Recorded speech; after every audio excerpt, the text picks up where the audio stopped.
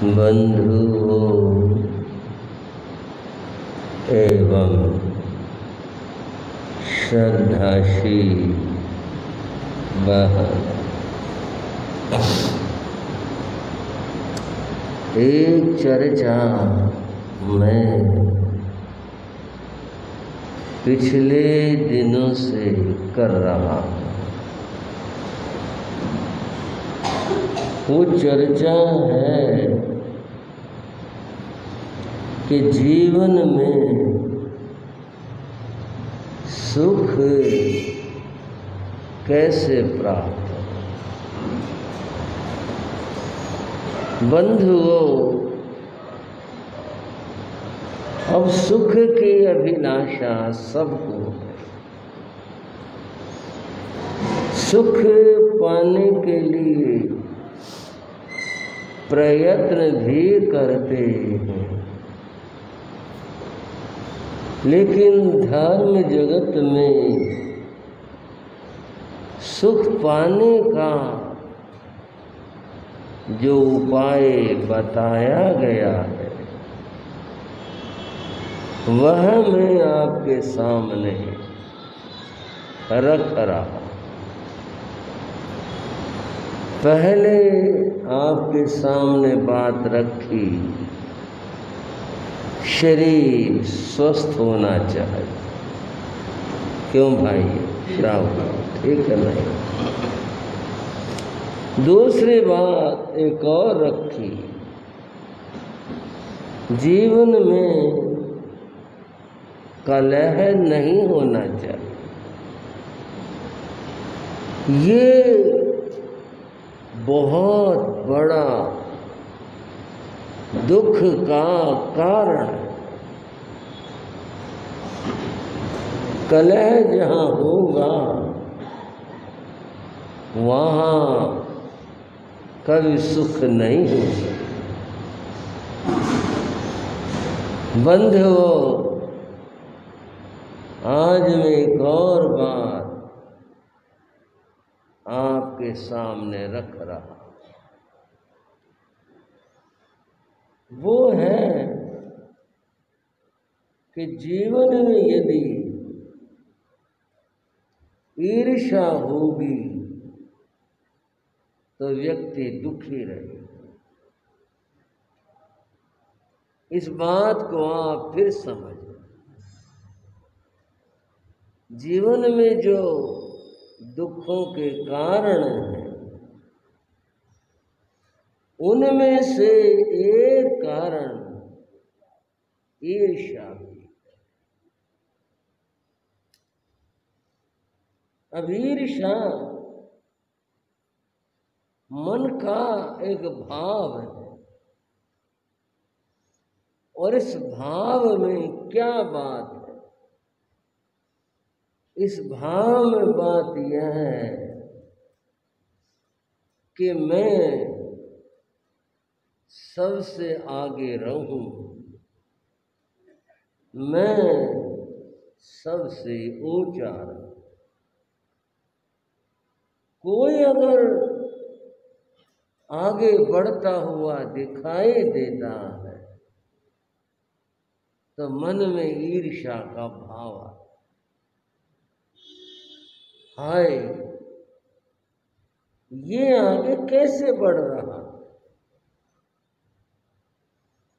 कोई ऊपर उठ रहा है, किसी का नाम हो रहा है, तो ईर्ष्या पैदा होती है। ये ऊपर क्यों उठ रहा? अब थोड़ा सा आप सोच कर देखो, कोई आगे बढ़ रहा है, उसकी अपनी मेहनत है। कोई ऊपर उठ रहा है, उसकी अपनी मेहनत है। आपका तो कुछ नहीं लिया, आपसे मतलब किसी का, उसने किसी का कुछ लिया नहीं। वो अपनी मेहनत से आगे बढ़ रहा है, ऊपर उठ रहा है, लेकिन एक भाव है व्यक्ति में, मैं सबसे श्रेष्ठ रहूं, सबसे आगे, सबसे ऊंचा रहूं। ये भाव, इस भाव के कारण से बंधुओं ईर्ष्या उत्पन्न हो। ईर्ष्या को एक अग्नि बताया। क्या बताया भाई? ईर्ष्या एक अग्नि है जो व्यक्ति के भीतर उत्पन्न होती, और अग्नियां बाहर की चीजों को जलाती है। और ये ईर्ष्या व्यक्ति को, खुद को जलाती है। ईर्ष्या में व्यक्ति जलता है। ईर्ष्या की बहुत बातें बताई। ईर्ष्या अपने वर्ग में पैदा हो, जैसे समझाने के लिए कह रहा हूं, किसी की ओर उंगली नहीं है, समझाने के लिए। कवि से ईर्ष्या दूसरे कवि को हो, अपने वर्ग में हो। कोई अच्छी कविता रच रहा, अच्छा सुना रहा है, उसका नाम हो रहा है, दूसरे कवि से ये सहन नहीं।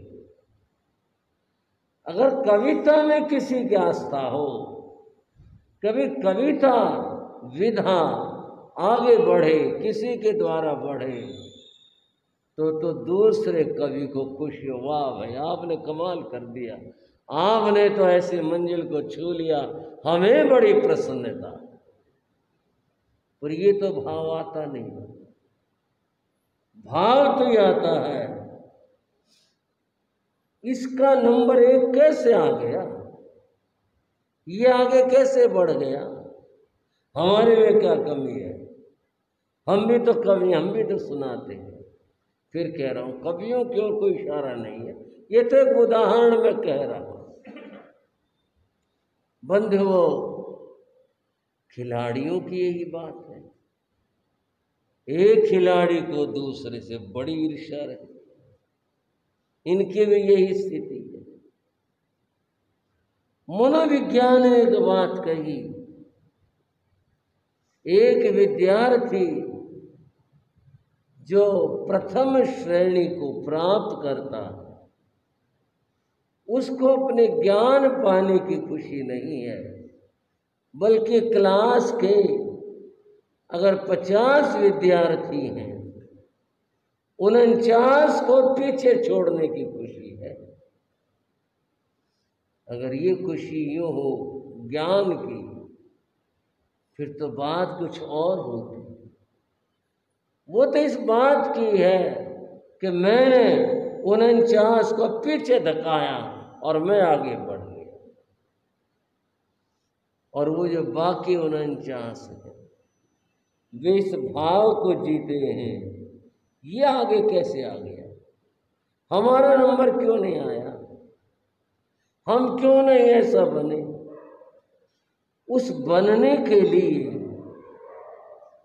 मेहनत और पुरुषार्थ दूर रहा, बड़े बड़े बुरे काम भी हो जाते। प्रथम आने वाले उस विद्यार्थी के साथ में लोग बुरा भी सोचने लग जाते, इतनी भी बुरी बात हो जाती है, कहते हुए भी संकोच होता है, उसका एक्सीडेंट भी करवा। वो हमारे बच्चे से आगे कैसे आ गया, वो प्रथम कैसे हो गया। ये सारी बात ईर्ष्या में होती, और जहां ये ईर्ष्या का भाव होगा, जिसके भीतर होगा, क्या वो कभी सुखी हो सकता है? उसके तो दिमाग में हर समय बस यही चलती रहेगी, दूसरे का बुरा सोचते रहेंगे, यही रहेगी। संस्कृत भाषा में बहुत विचार प्रस्तुत किए इस ईर्ष्या के बारे में। एक बात कही गई कि वन में जब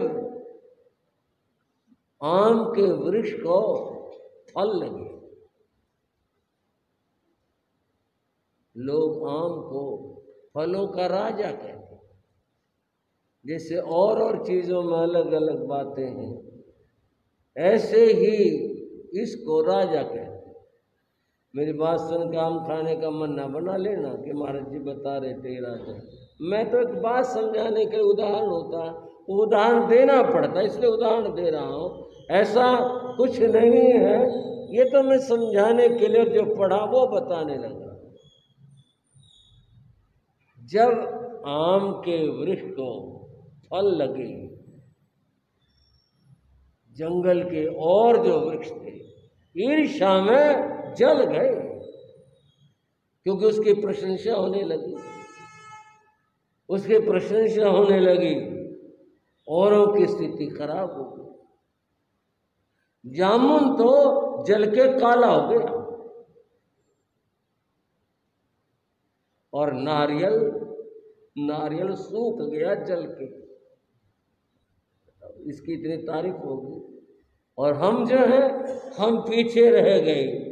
ये भाव आ गया, केले का मुंह पीला पड़ गया, नीचे को झुक गया, मुंह भी नहीं उठा रहा। ये कवि कल्पना है, बाकी तो सबका फलों का अपना अपना स्वरूप है।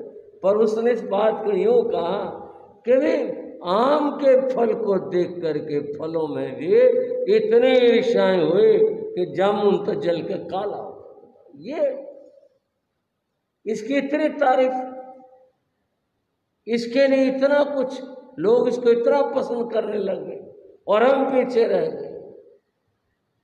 भाइयों, ये ईर्ष्या के भाव ऐसे हैं जैसे जामुन जल के काला हो गया और नारियल सूख गया, ऐसे आदमी को सुखा देते।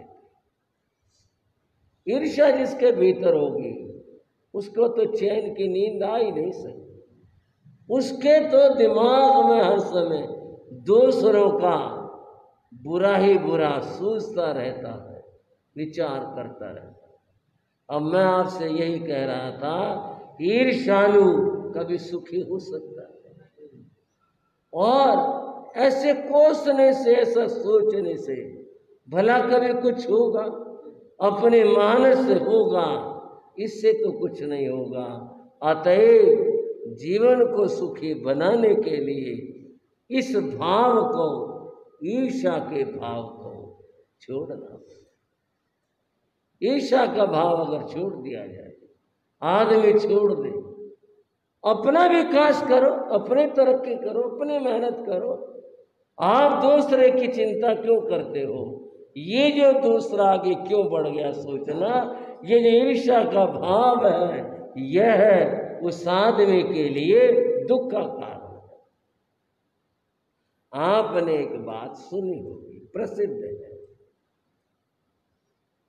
कहते हैं स्वामी विवेकानंद जब स्कूल में पढ़ते थे, उस समय एक अध्यापक ने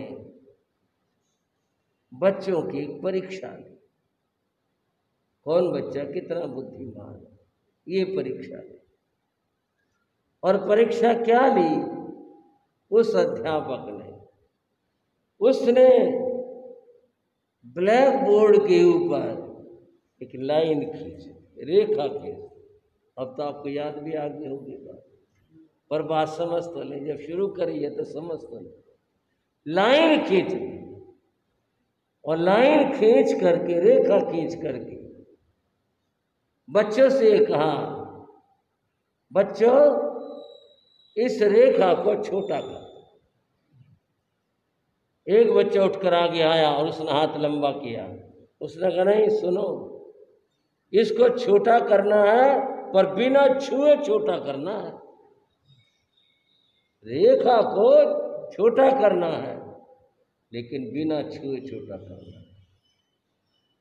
ये मुश्किल बात होगी कि बिना छुए भला छोटा कैसे हो जाए? खड़ा रह गया, वो पीछे हट गया। और कोई विद्यार्थी आओ जो रेखा को छोटा कर दे, बिना छुए छोटा कर दे। उस समय कहते हैं कोई विद्यार्थी इस काम को नहीं कर सका, तो विवेकानंद, तब उनका नाम नरेंद्र होता था, नरेंद्र उठकर आगे आए और उन्होंने कहा, सर जरा चौक दीजिए। अध्यापक ने चौक उसको दिया और विवेकानंद ने, नरेंद्र ने उसके बराबर में एक बड़ी रेखा खींच दी और पीछे हट गया। अध्यापक ने कहा, शाबाश तुम्हारे को, शाबाश, बहुत अच्छे, बहुत बुद्धिमान हो, बहुत समझदार हो, तुमने कमाल कर दिया। रेखा को छुआ नहीं जो अध्यापक ने खींची, मिटाया नहीं, अपना काम किया। नरेंद्र ने एक और रेखा खींच दी जो उससे बड़ी थी, और परिणाम क्या हुआ? पहली वाली रेखा अपने आप कैसी हो गई? श्राव को छोटी। अब यहाँ जीवन के दर्शन की बात समझो। दुनिया दूसरों को मिटाने के लिए चलती है। दूसरा आगे कैसे बढ़ गया, ये आगे क्यों चल रहा है, उसको मिटाने का प्रयास करती है।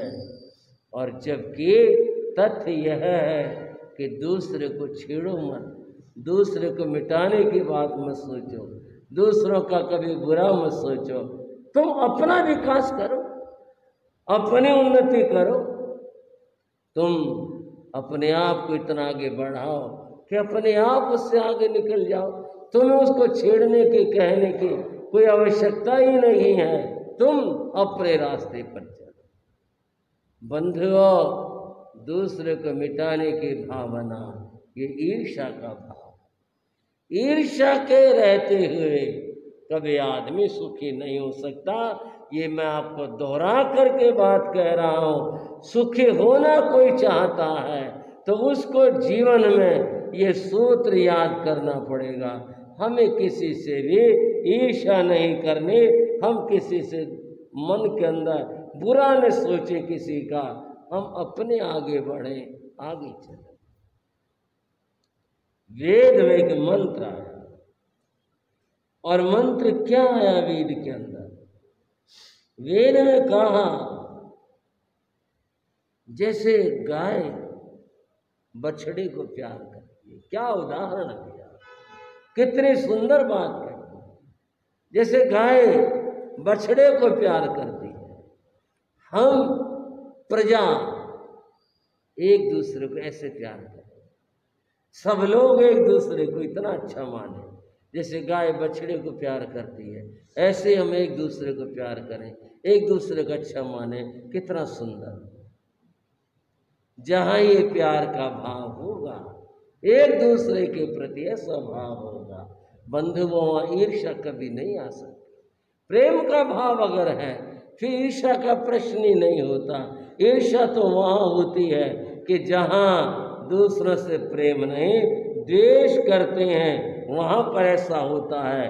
महावीर प्रभु कहते हैं, समत्व विनय मच्छरे श्रमणो साधुओ। तुम किसी से भी मात्सर्य भाव मत करो। मात्सर्य भाव अर्थात ईर्ष्या का भाव। महावीर का वचन है, समत्व विनय मच्छरे श्रमणो। तुमने किसी से ईर्ष्या नहीं करनी किसी के प्रति। अब इस बात से हम बहुत कुछ सोच सकते हैं।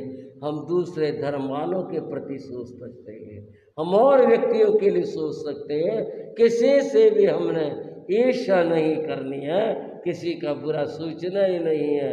हम तो अपने रास्ते पर चलें, और अपना रास्ता हमारा क्या है वो मैं आपको बता रहा हूँ। हमारा रास्ता है समत्व का रास्ता। कौन सा रास्ता बताया भाई? समत्व। हर परिस्थिति में अपने मन में समत्व का भाव रखना है, दूसरों से ईर्ष्या का भाव नहीं रखना। समत्व यदि जीवन के अंदर है तो बंधुओं जीवन सुख में होगा, समत्व नहीं है तो जीवन दुखमय होगा। समत्व जहाँ है वहाँ जीवन सुखी। पूज्य गुरु महाराज योगीराज एक कथा सुनाते, पुरातन कथा है, आपकी भी सुनी हो सकती है, लेकिन सुनी बात को भी अगर हम खोल ले, थोड़ा सा विचार कर लें तो बहुत अच्छा है। एक व्यक्ति था, वो गरीब था, बहुत ज़्यादा परेशान था। एक बार गरीबी से दुखी हो करके वह घर से निकल गया। चले कहीं तो चले, यहाँ तो काम नहीं चलता, गुजारा नहीं होता, कहीं तो चले। वो निकल पड़ा, ऐसे ही बिना लक्ष्य के यूं ही चलता रहा। एक बार उसका एक जंगल से गुजरना, उसने देखा जंगल में एक पेड़ के नीचे महात्मा बैठा है। व्यक्ति ने कहा, यहाँ जंगल में अकेले में शून्य में महात्मा बैठा है, विशेष बात है। वह व्यक्ति उसके पास गया, महात्मा के प्रणाम किया, बैठ गया। महात्मा ने कहा, कहो भाई कहाँ से आए? महाराज आया तो घर से ही हूँ। तो कहाँ जा रहे हो? बोले जा कहीं नहीं रहा, भटक रहा। क्यों, ऐसी क्या बात है? उसने अपनी व्यथा कही कि मैं गरीब, मेरा काम नहीं चल रहा, मैं बहुत दुखी हूँ, बच्चों को भी मैं रोटी नहीं दे पाता, मैं घर में करूँ क्या उनकी हालत पर, इसलिए मैं चला है। उसकी व्यथा सुनकर साधु द्रवित हुए। अरे इतना दुख बताओ जो अपने बच्चों को खाना न दे सके। साधु के पास उसके सामान का एक झोला सा था। ऐसे ही साधु ने झोले में हाथ डाला और डाल करके उसमें से एक शंख निकाला। साधु बोले, लो ये ले। उस आदमी ने शंख पकड़ा नहीं। बोले महाराज इसका मैं क्या करूँगा, ये तो भक्तों की चीज़ है, पुजारियों की चीज़ है, तो मैं तो कुछ करता भी नहीं। बोले नहीं, ये बहुत काम कीजिए, पकड़ो इसको। कहने से ले लिया। बोले ये क्या काम की है जी? बोले ये इतने काम की चीज़ है, ये सिद्ध शंख है, जब तू इसे बजाएगा तो समय से आवाज आएगी, मांगो और तुझे जो कुछ मांगना हो मांग ले। प्रशांत विहार वाला, फिर तो काम का शंख हो गया, जो भी कुछ कहोगे वो दे देगा, और क्या चाहिए? बोले महाराज है, हाँ हाँ ऐसा है, तभी मैंने तुम्हारे को दिया, तुम्हारी दशा और स्थिति को सुन करके दिया, ले। वो बहुत खुश हुआ, उसने प्रणाम किया। बोले आज तो मैं धन्य हो गया, सारी गरीबी और सब कुछ दूर हो गया।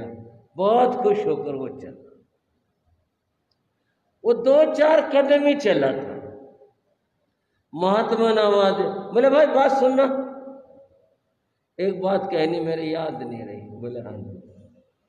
बोले जो तू मांगोगे वो मिलेगा, पर एक बात ध्यान रखना, तेरे पड़ोसी को दुगना मिलेगा। क्या कहा जी? सारी खुशी अब क्या हुई, इतनी खुशी हुई थी इसको पा करके, लेकिन जब यूं कह दिया तुम्हारे पड़ोसी को तुम्हारे जितना नहीं, यूं कह दिया दुगना मिलेगा, सारी खुशी खत्म। पड़ोसी को किस बात का मिलेगा? शंख तो मैं लेने आया, मैं यहाँ फिरता फिरता आया, धक्के मैंने खाए, मन में कहता है, और महात्मा को तो क्या कहेंगे, कुछ नहीं कह पाया। ले लिया, रख लिया, बस यही कहता रहा, चीज़ तो मिली, बाकी कुछ बेकार। बताओ जी, उसके घर से कुछ जाता हो, उसका कुछ कम होता हो, उसका कुछ घटता हो तो बात है, उसका तो कुछ नहीं जा रहा था, उसको तो जो मांगेगा वो मिलेगी। पर इस साधु ने शर्त जो लगा दी, ये बड़ी विचित्र लगा दी, तेरे पड़ोसी को मिलेगा दुगना मिलेगा। वो घर आया, फिर आकर उसने कहा ये काम की चीज नहीं है, ये नहीं। उसने कोई पुराना बोरी का टुकड़ा लिया, उसमें लपेटा, सी करके कहीं ऐसी जगह घर में टांड पर कहीं ऐसी जगह डाल दिया, रख दिया। बोले ये काम की चीज नहीं। पड़ोसी को किस बात का मिलेगा? प्रयोग नहीं किया उसको एक तरफ रख दिया और फिर घर से निकल पड़ा। बोले अब तो पता चला महात्माओं पर चीज होती है, चलो और कोई देखते हैं, कोई और महात्मा मिला तो निकल गया। पीछे काफी दिनों के बाद कोई मौका था, दीपावली का या कोई अवसर, घर की साफ सफाई का मौका था। उसकी धर्मपत्नी ने घर की सफाई की और सफाई करते हुए वो शंख उसके हाथ लग गया। उसने कहा ये क्या चीज है? बोरी में और सी रखा है। उसने उसको तोड़ा, धागे वागे जिससे सिया था खोला, शंख निकला। हो सकता हमारे बड़ों का हो, कोई पूजा पाठ करते हो, चलो उसने उसे धो लिया, साफ सा कर लिया। कौतूहल में, उसे तो कुछ पता नहीं, कौतूहल में उसको बजा के देख लिया, देखे बोलता कि नहीं बोलता। उसने जब फूंक कर आवाज आई मांगो, एक बार को तो डर गई, ये क्या हुआ। फिर उसने कहा भोजन दो। ये कहते ही इसने कहा मांगो, उसको तो घर में भोजन की जरूरत है। उसने कहा भोजन दो, और वो देवाधिष्ठित शंख ऐसा वो भोजन का थाल उनके सामने आ गया। वो डरे भी, फिर सोचा भाई ये तो आशीर्वाद है, ये तो आशीर्वाद है, कुछ हमारे घर में रखा, हमें पता भी नहीं। उसने बच्चों को बैठाया, भोजन खिलाया, खुद भी खाया, भरपेट खाया, बड़ा आनंद हुआ, बड़ा अच्छा हुआ। उसने कहा भाई ये शंख की महिमा। दिवाली के दिन थे, कुछ नए कपड़े की चाह थी। उसने फिर उसको बजाया, उसने कहा कपड़े दो। वो कपड़े आ गए जी। अब तो उसकी खुशी का ठिकाना न रहा, अच्छे कपड़े पहने। पड़ोस ने पूछा उससे कि तो तुम बड़े अच्छे अच्छे कपड़े पहन रहे हो। बोले पता नहीं हमारे घर में एक ऐसी चीज़ मिली है, कोई पता नहीं बड़ों की चीज़ है, किसी का वरदान है, और उससे मिले। वो बोली पड़ोसन, हाँ ये पता चला हमारे भी भोजन के 2 थाल आए। अच्छा ये तेरी वजह से आए, और हमारे भी कपड़े आए हैं। अभी अपने अपने प्रकृति है कि तुम्हारे भी आए हैं। बोले वो तो बहुत खुश हुई। बोली बहन मैं तो आपसे पूछना भूल गई थी, मैं तो खुद ही पहन लिया, खुद ही खा लिया, और तुम्हारे घर भी ऐसी चीज़ आ गई, ये तो बड़ी खुशी की बात होगी, बहुत अच्छी बात होगी। और तुम्हें कुछ चाहिए ना, मेरे को बताना। पड़ोसन ने कोई सिफारिश कर दी ये चाहिए, उसने अपना शंख बजाया, वो चीज़ मांगी, उसने 1 मांगी, उसको 2 आ गई। पड़ोसन बोले हमारे तो आ गई, 2 चीज़ आ गई। वो बहुत खुश हुई इस बात से। अब तो ये घर में मौज होगी, खाने की, पीने की, पहनने की, वस्तुओं की, चीज़ों की, सारी बातों की। और उसके घर में क्या, सारे लोगों के मौज। सारे तो उसको देवी मान के पूजने लगे, भाई इसकी मेहरबानी है ये, इसकी कृपा है ये। और वो किसी को भी जरूरत होती उसी को चीज उपलब्ध करा देते, शंख बजाते, और बजाते ही वो चीज आती, पड़ोसी के दुगनी आती। उसके मन में विचार आया, देखो हम तो मौज और आनंद में हैं, लेकिन मेरा पति पता नहीं कान धक्के खाता होगा। वो भी अगर किसी तरह आ जाए, कोई सूचना पहुंच जाए, पता नहीं कहाँ, कितना अच्छा हो, वो घूम फिर के कहीं वो फिर लौट के घर आया। उसके तो जी घर ही पहचान में नहीं आया। उसकी पत्नी मिली, इतने अच्छे कपड़े पहन रही, कुछ और देखते ही बोला वो शंख मिल गया क्या तेरे को? वो बोले आपको क्या पता शंख के बारे में? पता, मैं तो रख के गया था। बोले आप रख के क्यों गए थे? आपको तो उसका प्रयोग करना चाहिए था, ये तो इतनी बढ़िया चीज है, कुछ भी मांगो और वही मिलती है। उसने पड़ोसियों को देखा, उनके बच्चे और सब नए बढ़िया कपड़े पहने फिरे और सब खा रहे, किसी के हाथ में लड्डू तो किसी के हाथ में कुछ ही। सत्यानाश कर, सारा घर लुटा दिया इसने। तो जो कुछ लुट गया उस घर का, कोई चीज कम होगी घर से, घर में तो आई थी, पर उसके मन में ईर्ष्या थी। पड़ोसी को क्यों मिले, किस बात का मिले, बस ये ईर्ष्या थी। और ईर्ष्या अपना भी दूसरों का भी नाश करती है। उसने पत्नी से कहा, वो शंख ला के दे मुझे। बोले अब तो जरूरत है नहीं शंख की, सारी चीजें हैं अपने घर में, आप बैठो, पैर धो, मुंह धो और खाना खाओ। ना ना, शंख ला के दे। वो शंख ले आई, उसने शंख बजाया, आवाज आई मांगो, और छूटते क्या बोला, मेरी एक आंख फूट जाए। क्या बोला जी, मेरी एक आंख फूट जाए। और पड़ोसी की, जब पड़ोसी अंधे हो को यूं यूं करने लगे, चिल्लाने लगे, भाई हमारे को दिखना बंद हो गया, उसको बड़ी खुशी हुई। अब ठीक हुआ, जाके अब यहाँ के आनंद हुआ, आ जाए।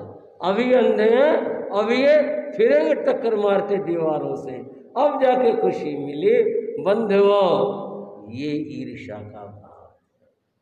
ईर्ष्या में यूं होता है, कहा गया, ईर्ष्या ही विवेक के परिपंथी ने, यह ईर्ष्या अपना और दूसरों का विनाश करने वाली है। मैं बता रहा था सुख का रास्ता, सुख के रास्ते में क्या बाधाएं हैं बंधुओं। बीमारी सुख का नाश करती है बंधुओं। मैं ये बताने लग रहा था, कलेजा होगा सुख का नाश होगा। जिसके मन में ईर्ष्या का भाव होगा वो कभी सुखी नहीं हो सकता। सुखी होना है, इस ईर्ष्या को अंतर से निकालो। ये ईर्ष्या बहुत बुरी चीज है। सबका भला सोचो, अच्छा सोचो, सबके लिए मंगल सोचो, तभी जीवन सुख में बनेगा। मैं चर्चा को विराम देता हूँ।